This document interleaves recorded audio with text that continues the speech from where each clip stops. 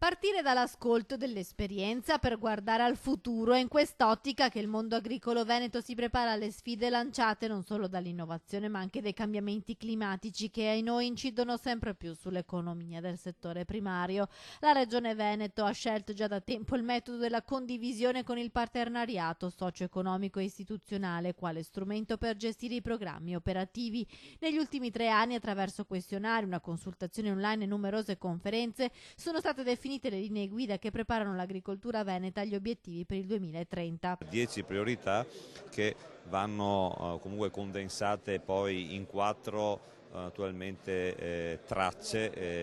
che saranno quelle della sostenibilità, quindi come affrontare le crisi climatiche che noi avremo qui nel futuro, quali saranno naturalmente gli obiettivi economici verso le nostre imprese, quali saranno i nostri interventi a favore dei giovani, quali saranno i nostri anche interventi a favore delle filiere, quindi il mantenimento delle nostre imprese agricole, il sostegno naturalmente economico ai nostri operatori, ma anche un'attenzione importante alla sostenibilità ambientale. Sostenibilità in primo piano, attenzione al clima ed economia circolare, queste le parole chiavi per orientare le politiche regionali anche ai fini della programmazione della PAC, la politica agricola comune del 2021-2027.